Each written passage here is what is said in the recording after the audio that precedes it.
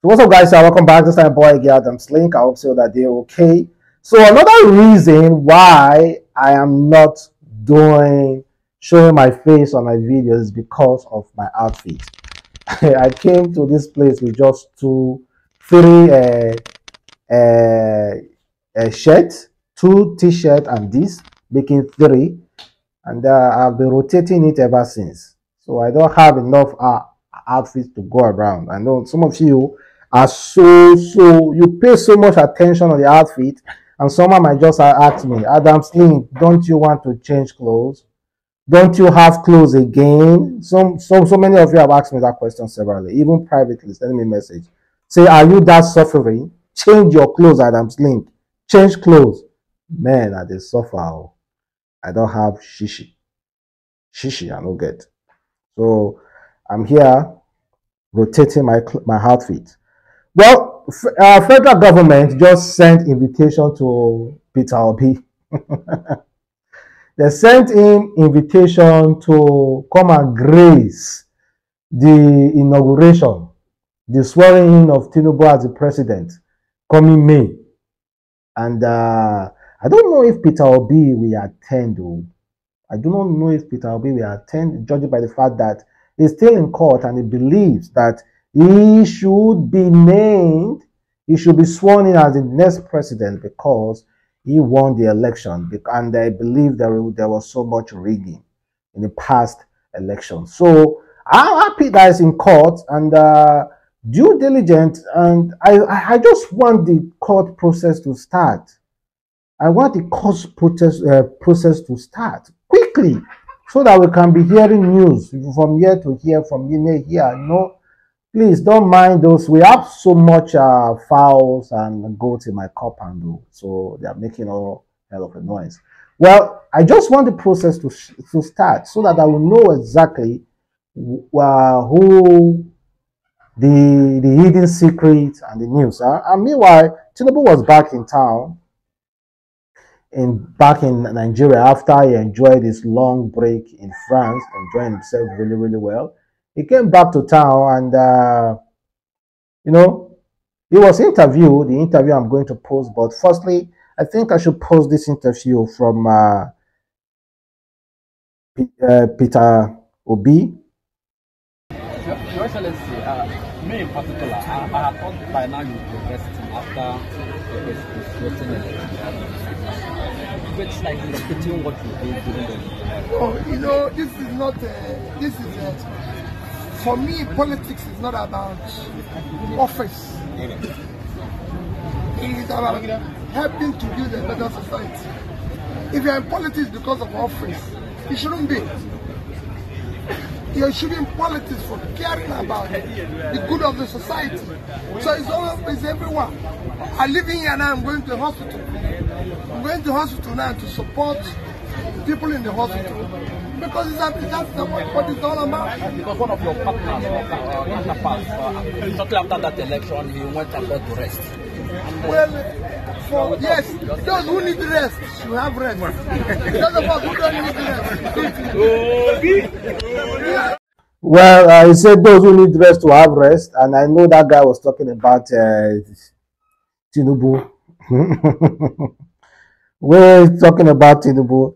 And meanwhile, the British government, the woman, the High Commissioner, well, she supported Tinubu, and she said INEC actually did well. She's the outgoing commissioner. But recently, she had an interview, and she now saying different thing entirely. Other sort of challenges and interesting times, of course, I started just before the 2019 election and I finished after 2023. So I've seen some progress, a few setbacks, but overall what I would say, and this is one of my key sort of highlights from my time in Nigeria, Nigeria is the biggest, most important democracy in Africa, and for all its flaws and challenges, you are on that journey, and you should never take that for granted because you're in a region where democracy is backsliding, and indeed globally. But Nigeria sends a bit of a beacon of hope. And I know a lot of people are disappointed with the process and with the outcome.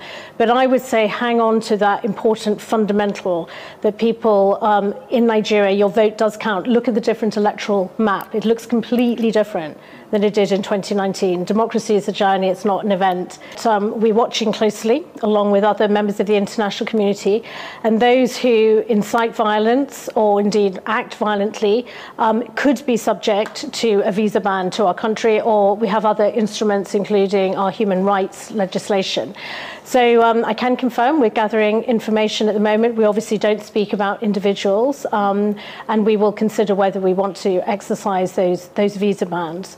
So that is one of the tools. That's, if you like, a negative tool. But the whole point of that is deterrence, to ensure that people reflect before they act in that way, because elections going well are so important for Nigeria. Well, why do we Nigerians so put so much importance on this visa ban? Why?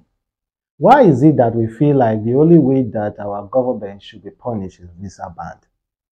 What does visa ban actually do to them? Like what? Visa ban is a whole thing. If like me UK ban them, and then when other countries out there, let us just think about it. I'm not saying it's not good, but I'm saying we Nigerians, why do we feel that it's only when they issue visa ban that, okay, we should be happy that we have gotten justice? No, it doesn't mean nothing. We have many other countries that are really, really doing well. So why do we always look at those all those countries and be like, okay, you must give them visa ban? Why? Well, meanwhile, speaking of Tinubu, there is this order. When it came, I don't know how they did it. I don't know if it's editing or maybe it's real. I cannot ascertain if it's real. When he was trying to wave at the crowd that came to welcome him, there's this strip down here. It shows that maybe he was coming from a medical something or whatsoever, and people were kind of like making fun of that already. But I don't know if it's real. So you can see the picture there, and people thought maybe, over the past few days, and they have been talking about Tinubu is not well. It's not well. It's not well. And let's be completely honest, Tinubu not being well cannot stop him from being sworn in that day, because the person that is swearing him in, the outgoing president, was also different rumors there, was also accused of not being well. So he will not look at that yardstick not to go on with that replacement. He won't.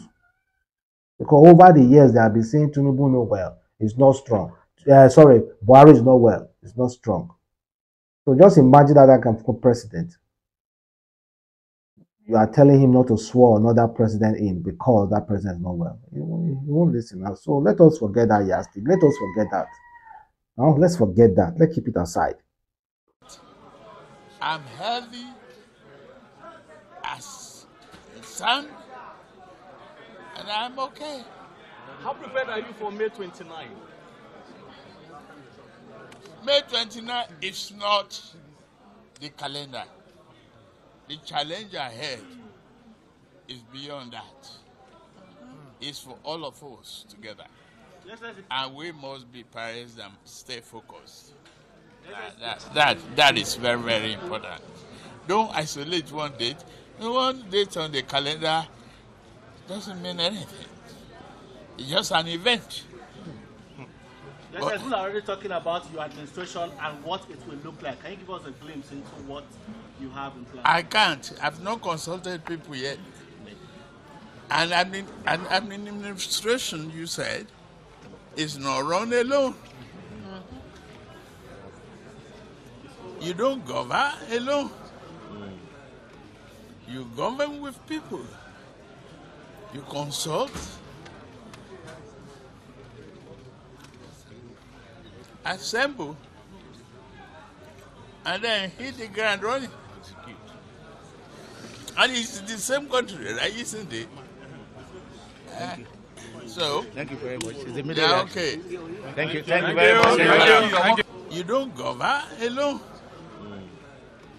You govern with people. You consult, assemble, and then hit the ground running. And it's the same country, right? Isn't it? So, Thank you very much. It's a yeah, okay. Thank you very much. Thank you, sir. Thank you. When you promise, so when you So you saw what I watched now. Of course, you saw it, guys. I wouldn't want to talk about that again.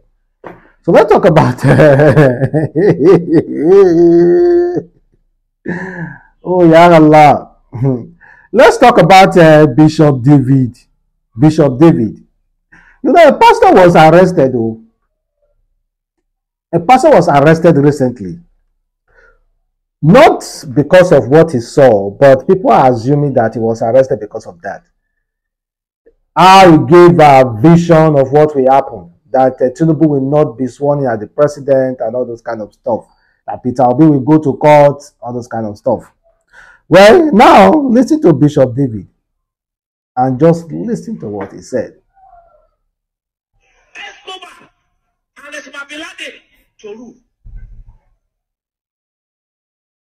Some people to rule a country. Escobar, you know what's Escobar? A drug baron. A heavy drug baron. And then Osman bin Laden was the highest terrorist. That is 2 people like that to rule in any nation of the world. I don't know which nation they want to rule, but any nation. That is, people can sit down, people are educated. I heard a lawyer, a son talking to the president, saying, "Is this man okay?"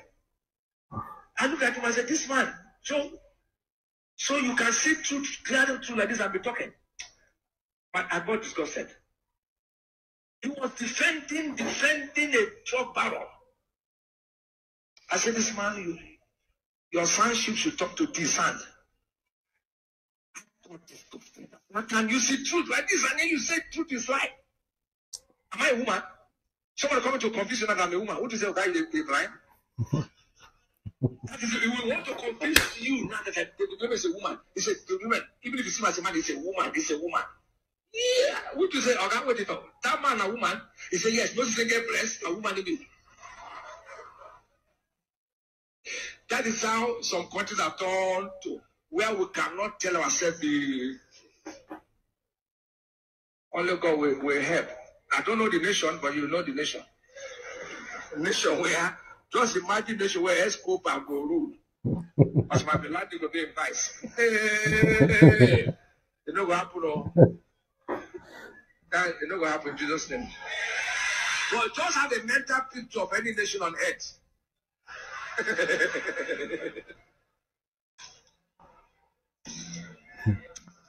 Just picture the nation. Where?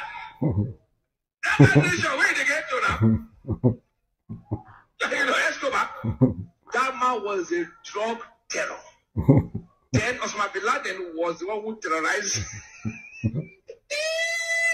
Then Escobar be president. Well, honestly, I don't want to have any comment on this kind of stuff. Or I don't have any comment. So kindly leave a comment below and let me know exactly how you feel about that.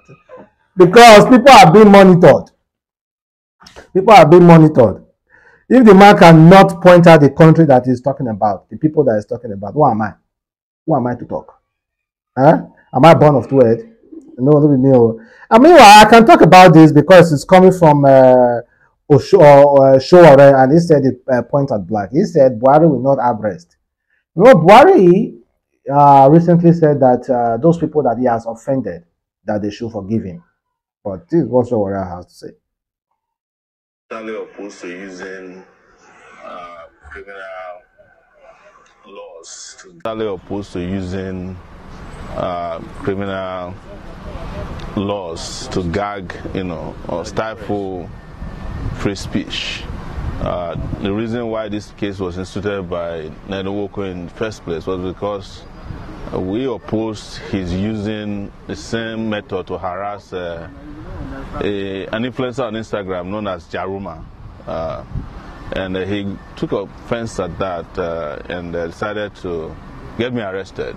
And when I was arrested, I told the police that there is no law known to man that says that I cannot assist somebody who's being gagged to get out. So, and as a result, I refused to write a statement in the police station. I asked them to detain me. They couldn't detain me. They released me eventually.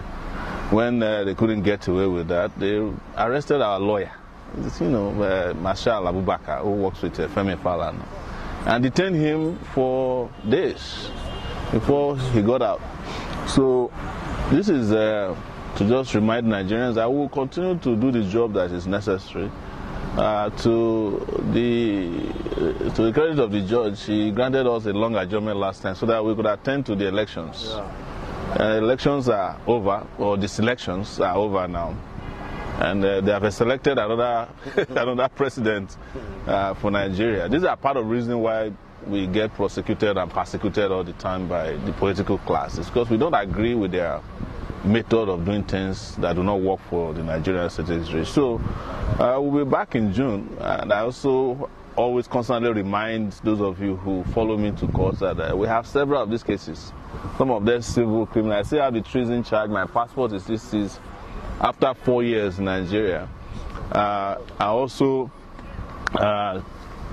just recently been sued by, I think, my 14th lawsuit for libel was instituted by Kayode Fayemi very recently. So the IG of police, former IG, sued me. The Attorney General of the federal government, Malami, I hope outgoing, also sued me. There are several of these lawsuits.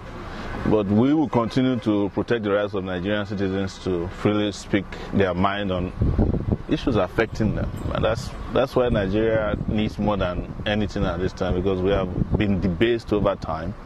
And this very terrible regime held by Buhari will be leaving, according to him. And he was apologizing last week for the crimes they committed against Nigerian people. My response is that his crimes are beyond apology.